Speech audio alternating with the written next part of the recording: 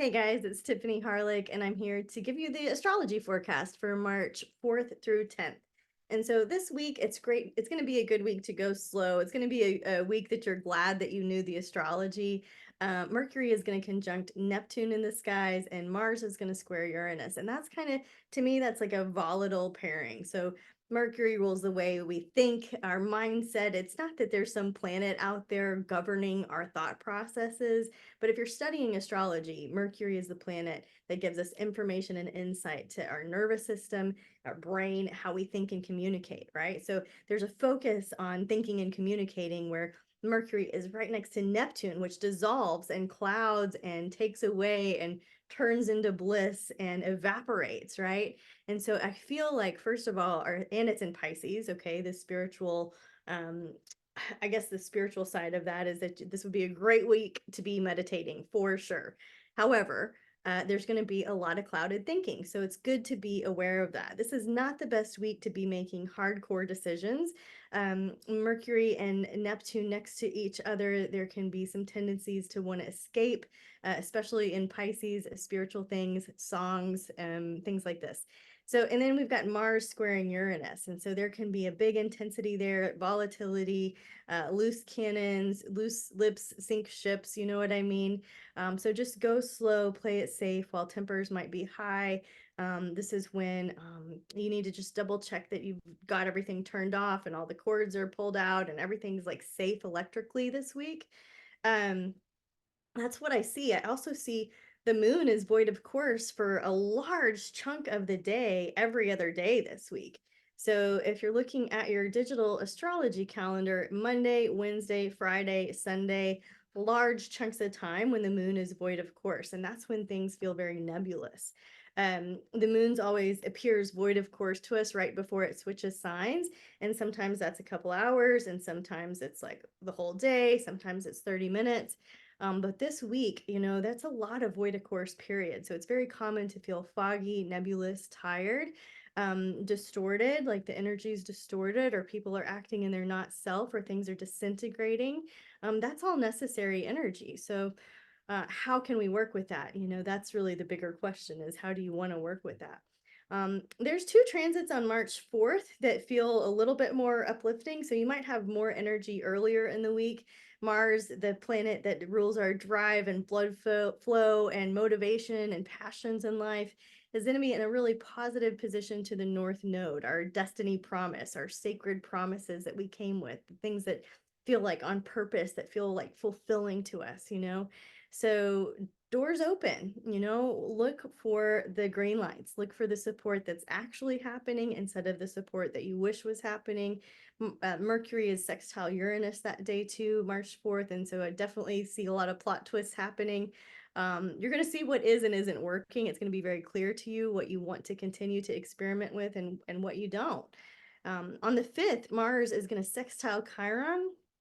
So again, this idea that uh, we can move energy through our bodies, and there's going to be moments of confusion, moments of stagnation, and trying to work things through, either dance or sweat or powerful walks. Things like this might be very helpful to reinvigorate you this week.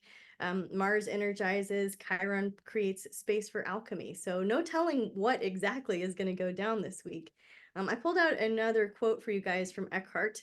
He says, if action is required, you will no longer react from your conditioned mind, but you will respond to the situation out of your conscious presence. In that state, your mind, Mercury, is free of concepts, Neptune in Pisces, right? So that could be an aim this week, that your mind is free of concepts, free of expectations, right? That you are carefree. So we also, let's see, what else could you say about Mercury and Neptune? This is my dream life, right? Or what is my dream life might be a good question to consider.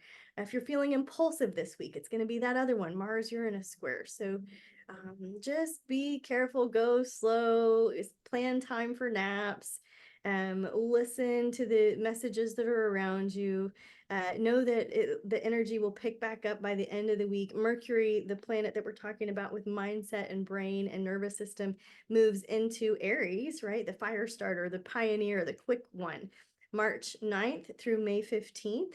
So there's extra focus here with Mercury in Aries. And so you can activate the astrology that's in the background frequency March 9th through May 15th with some quick wit, things that are bullet point, things that are fast, trivia, things like this, texts, emails, little short pieces of information.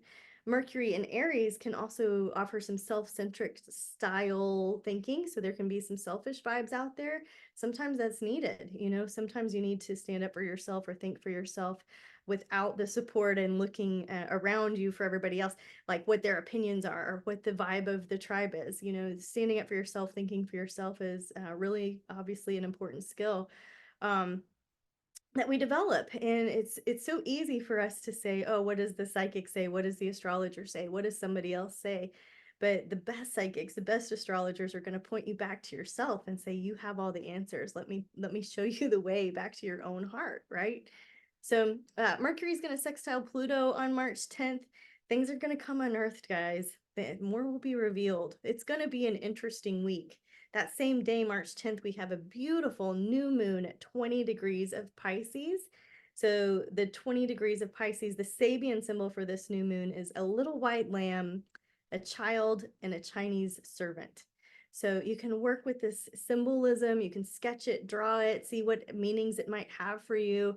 The new moon, of course, is a nice anchor, new beginnings, freshness in what? Pisces, spirituality, mystical states of being, divine intervention. Miracles are possible. I've seen them, I've experienced them. Invite them in.